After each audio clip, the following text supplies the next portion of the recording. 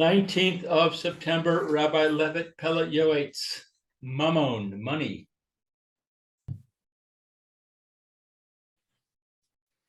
So, Rabbi, you're in the picture and also on the phone, huh? Was that someone We'll see else? now like this, we'll see if I freeze, and even if I do, I'll still be able to talk. Right. Very good. Okay, so we're on page 107, and the subject is mammon, and we're up to the second paragraph of the page. There is a fundamental principle. So how about we go to Lou to lead off. There's a fundamental reading today in all of Torah, especially in monetary matters, that each person has an intimate evil inclination, which blinds the eyes of intelligent people and turns wise men around. All the more so, this evil inclination controls people who walk in darkness, who have not seen the light of Torah. They will certainly corrupt that which is straight and make a valley into a plain.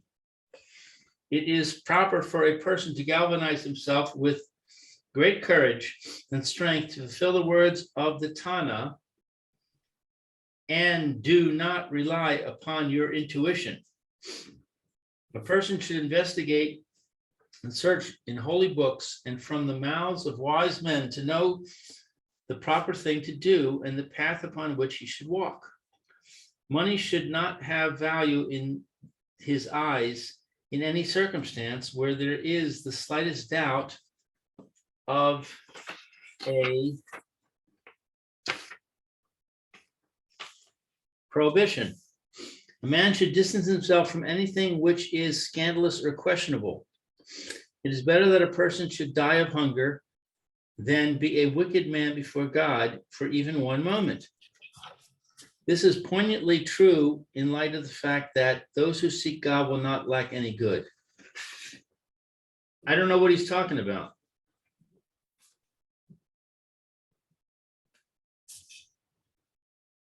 So what he's talking about is that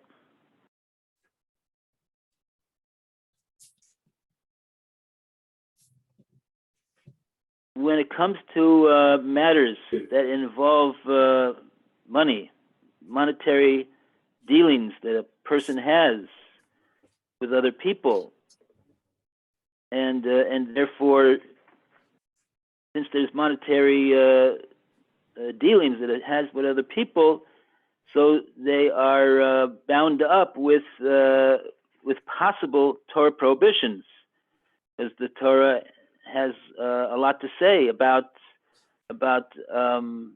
how we supposed to deal with our money. For example, we can't charge interest. We can't steal. We can't do this. We can't do that. All different types of monetary issues, and so therefore he's saying that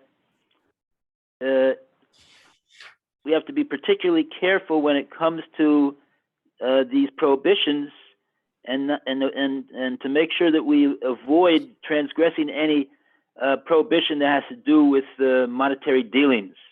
And he's just making the point that when it comes to money, there is a person generally has a very he has a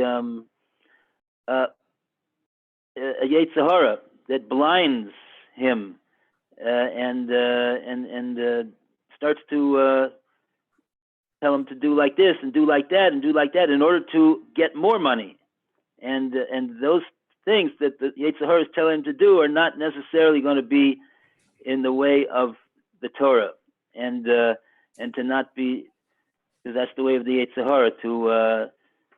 Do not be too concerned with Torah prohibitions. So therefore, he says that in order to know the proper course of action, he has to have a great strength and discipline and investigate and ask to make sure of the people that the Talmidei Chachamim, Rabbanim that know exactly what is allowed and what is not allowed, just to make sure that that what he's doing in regard to his monetary dealings is according to the Torah, and that he should not the value in his eyes of the money should be minimal in the face of a possible Torah or even I would say rabbinic prohibition in regard to the money. That's what he's talking about. May not be so apparent from the words that he's saying. The word mammon, is that related to the name of the idol or to one of the devils? Mammon, like the fallen angel. Mammon. What does the word mammon mean? That's a good question. Seems to be related. The Gemara actually talks about this. The Gemara darshans the word zuz. Right? We one of the types of currencies is a zuz, 200 zuz, 100 zuz. What is a zuz? What is the word zuz? So it's like a dollar, right? It's like a dollar. But the zuz, what does the word dollar mean? Does anybody know? What's that mean? No. Have any idea? I don't know what it means. The Gemara says the word zuz comes from the word zuz, to move. The Gemara says this is the nature of money. It moves. It's got wheels. It's by this person today. It's by the other person tomorrow. Mm-hmm. It's very fleeting and temporal. It comes and it goes. And so the musar behind that is why don't get so excited about it coming, because it's probably on its way out as well. It comes and it goes. So therefore, don't rather than investing all of a person's life in amassing money which comes and goes, the best thing he should do in if he wants to amass something is to amass Torah and mitzvahs, because Torah and mitzvahs doesn't come and go. It's eternal. And that's why it's called a zuz. But mammon? So I don't recall what the Gemara says about mammon. It's a good question, but he doesn't mention it over here either. It's not related to the name mammon. What's that? It's not related to the name mammon. What name? What name? Mammon is one of the fallen angels, or so-called fallen angels, I think. One of the 4 angels. Fallen, who were kicked out of. I don't know what we believe, but yeah, it's one of the a name for Satan.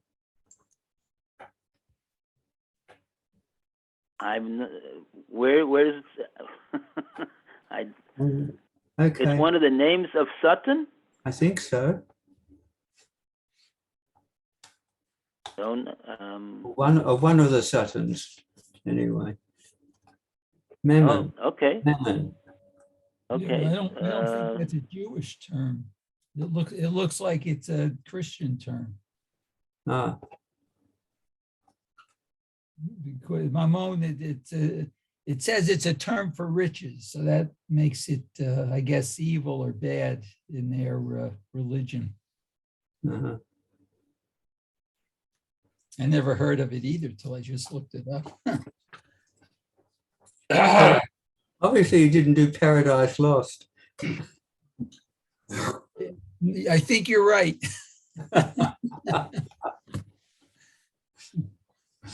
Okay. Very good. And a round of applause. Let's put down the receiver in order to make a round of applause Two of them. for Mammon. And Yes. also turning the page. And turning the page. Yes. Get to page 108. Round of applause for page 107. Okay, very good. And now we go to another mem, Mamuna. Mamuna, one who is appointed. By the way, Rabbi, we can hear you very well, and you were frozen. So it worked. Right. Yeah. That's it's an eitzah. Yeah. Mm-hmm. Good. Right. Okay. Baruch Hashem. So now we go to Mamuna, and so we'll have to keep our eyes out in our survey of the Talmud and see where it is that this, or maybe it's a medrash. Maybe it's a medrash. It talks about it talks about different names that there are for money. Mhm. Probably if you have a medrash says in the, I'm just thinking, where does it say this in the part? Which parsha talks about money a lot? Don't remember whether it's in Mishpatim or maybe Bahar. One of those parshas, I believe. Maybe that's where I saw Would it. it be Chaye Sarah? Maybe. I don't remember where they bring it down. I'm thinking. I think that's actually. I think it's a medrash there. Yeah. According to that, it would be a medrash as opposed to a Gemara. So if you have anybody has, I've been saying this for I don't know how many years. I have to get a michlo. It's a 3-volume set. They have all the. I guess it's sort of like Google. If you Google the word mammon, would it tell you? It tells you where you could find the Gemara, the Medrash. No, let's Not see. necessarily. I don't know, but it might be in.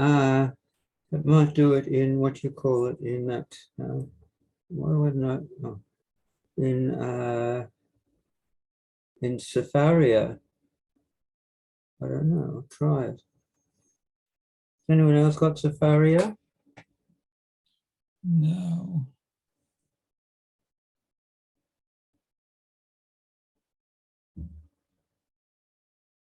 Search.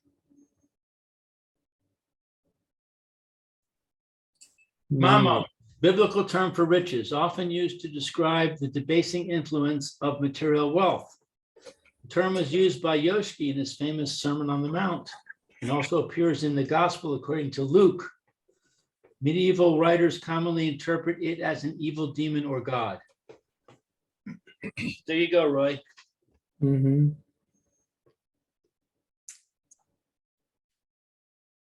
What is it? Where was that from? Google? Google. Uh-huh. I've got here a Hilkot Nitzke Mammon. Does that mean Yeah, anything? that's one of the in the Rambam, Mishnah Torah. Right. And Nitzkei Mammon. yeah, that's the only thing that came up when I put in Mammon in this thing, in Safaria. Okay, well.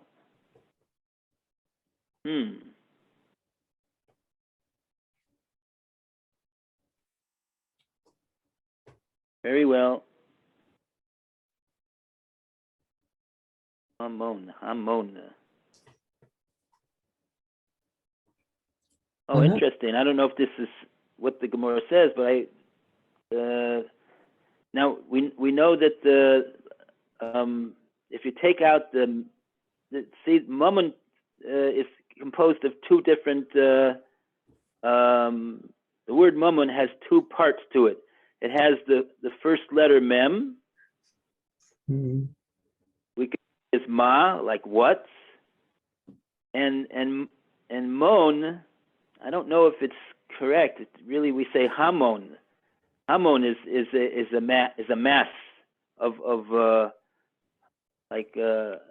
hamon is with a hey is means a mass of items, a lot, and maybe that's what the Chazal say, that Mamon is what is all this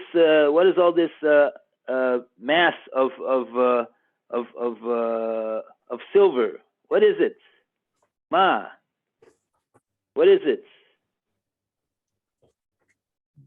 Even if it may be a lot, it's what is it? That might be the what the Medrash says. And what about man? It came down, that Hashem sent down to eat, for us to eat in the desert. Man. That's a different spelling, I suppose.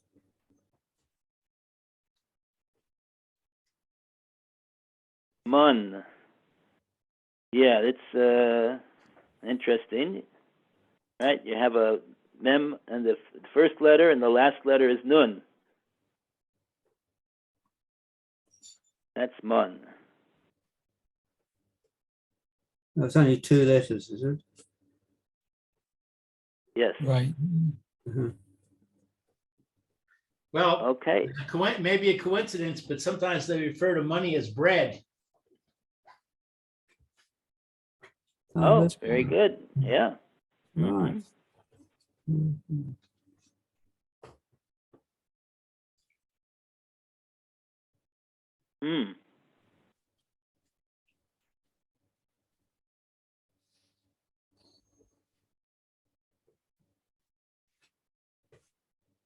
Hmm. Okay. Very good. So that's a little about Mammon. So now we go to, shall we go to the next subject? Mamuna. The appointed ones. It's interesting. One It's is the same. It's the same spelling, except adding a hey. Yeah. Mm-hmm. Right.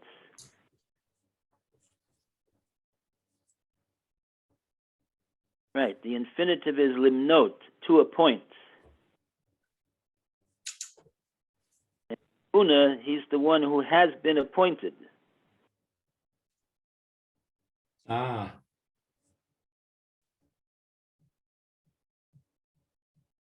Yeah, the letters for limnot, the infinitive lamed mem of tough. I don't think there's a, yeah. Yeah. Okay. Right, the first mem is not part of the shorish. Okay. So who's going to lead off? We lead it off with Alan. Appointed leaders. A person who is appointed a leader over the community must open his eyes in order to oversee communal affairs with all of his heart and with all of his soul. He needs to set aside his personal affairs and devote himself fully to the public interest.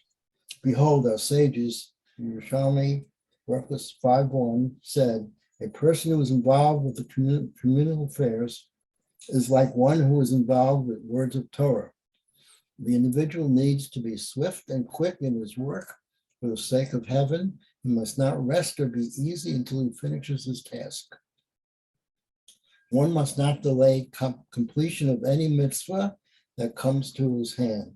These individuals should perform all of their actions with righteousness and justice and in an orderly and proper fashion to satisfy the judgment of heaven and people. They should not be worried or concerned if they do not escape the criticism of everyone. There are always rash and foolish people who speak disparagingly of others. Even Moshe Rabbeinu did not totally meet the expectations of the nation. The people spoke against Hashem and Moshe from Bamidbar. As such, individuals must perform their deeds for the sake of heaven, and whoever wants to err will make a mistaken judgment. A person should not say, "For what do I need this trouble?" If this is what everyone will say, the nation of Hashem will be like a flock which has no shepherd. Great is the reward of those who devote themselves to the needs of the community for the sake of heaven. The merit of their fathers supports them, and the righteousness lasts forever. Okay, very good. So now we go to the next paragraph, how good and pleasant, and we go to Roy to continue the reading. How good and pleasant it is when the appointed leaders do not rely upon their own understanding and display respect for the elders and city authorities by approaching them for advice on every civil matter. It's funny, I was just reading in Hamodia this morning that Moshe Leon, the The mayor of the mayor, yes, the mayor of Yerushalayim is blocking fixing up Shmuel Hanavi neighborhood. They've got a lot of people signing petitions and professionals telling him how bad the structures are, and they're likely to fall. Some of them are falling down now, and some are likely to fall. And even the places are supposed to be they're supposed to be the mikla, for the bomb shelters. They themselves are falling down, and he's blocking it for some reason. But anyway, so that brings that to mind. So I don't know what's it all about, but still. And there is a salvation in an abundance of counsel. There is salvation in an abundance of counsel. These venerable individuals will be of help to them against anyone who opposes them. Certainly, someone who possesses intelligence will not be offended and will graciously forgive appointed leaders even when he sees them acting inappropriately and not doing to him what appears in his eyes to be befitting according to his honor, because, quote, the way of a man is straight in his own eyes, Mishle. During the time each person serves as a religious leader, he should do what his heart deems and what seems proper between he and his maker. He should not speak boisterously or pompously. This protocol should be instituted in every city for the well-being and preservation of the city. Even if a person wants to speak and make himself heard, he must speak his words with pleasantness, love and affection, as one speaks to a close friend. Peace in the beginning and love at the end. This is the upright path. Very good. Okay, a round of applause. What Page for? one. Oh, New page. new page. Yay. And now we go to Mayor. A great Okay. preventive device. Okay, very good. It says, let me just shut this off. Okay. The great preventative device is to institute the appointment of respected religious administrators who must change every year in each city. There are two outstanding benefits. Firstly, a person who assumes such a communal religious position sees it as a position of prominence and greatness, and consequently serves with immense devotion and meticulous care over the needs of the community. Afterwards, due to stress, public criticism, and similar issues, a person tires of his position and loses interest. Therefore, it is good to constantly place new people in these positions. Secondly, if the position is considered a prominent one, then all the worthy inhabitants of the city will assume a portion and derive pleasure from it. And if it is considered servitude and a burden, then everyone will carry the weight of the nation, and each person will take a splinter from the beam. There is an additional benefit in that no one will come to oppose the appointed leaders and to speak disparagingly of them, for people will say they will do what their heart desires during their term, and we will do what we want during ours. Just as much as we do not want people to speak about us, we will not speak about others. As such, there will be love, brotherhood, peace, and fraternity in the city. It is not proper that the perpetual officers and appointed leaders. Rather, there should be a mixture of rich and poor men. Whoever possesses understanding should serve. Money does not make an ignorant man wise. There are several reasons why it is good to appoint both affluent and indigent wise men. One is that together they will form a complete whole. That's good. Okay, interesting. So we have 3 minutes before we run out of time. Oh, When okay. we resume, do you want to go to the Gemara, or do you want to continue with this? What do people want? I would suggest we go to the Gemara, so it's kind of a clean break. It's almost the time anyway. Oh, I see. Okay, so we'll just we'll go until the time, and then we'll just break. We'll take a break for 10 minutes, and then I'll restart. Okay, very good. Thank you. Okay, any questions? Any comments? So Any? sorry, what do we do? We have to go on again, do we? When we get cut off, I'm going Yes. to wait 10 minutes, and then I'm going to restart the session, and we'll come back for the Gemara. So we have to go off and then on again ourselves. Right, it'll kick you off. Oh, right, okay. All right, so we use There's the same, 2-minute warning. right. So it's the same just- link as we went on just now. Oh, I see. We'll right. Okay, so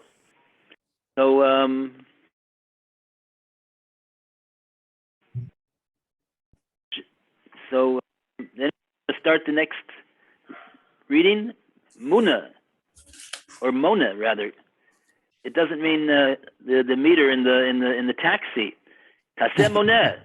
Ask him to put the meter on, and he says, "No. Tagidli, how much do you want to pay?" So Mona, that means counting. So we're counting people. This is very interesting. Now we go back to Lou for the prohibition to count Jewish people. The The prohibition. next page. The prohibition to count Jewish people and what happened to David HaMelech is well known. What senseless people do when they want to know, is there a minyan, quorum of 10 men for prayer, and they want to be careful not to count Jews, that they count Aleph, Base, etc., is not good. If only they would be wise and understand that they have not accomplished anything with their method. However, they should count them by just looking or thinking the numbers in their heart. Oh, okay. The other way is to say the pasuk Hoshia Samecha. Hoshia es Samecha vivorech es nachlasecha re'em v'asem ad olam. 10. Oh. Okay. Very good. So we'll say goodbye to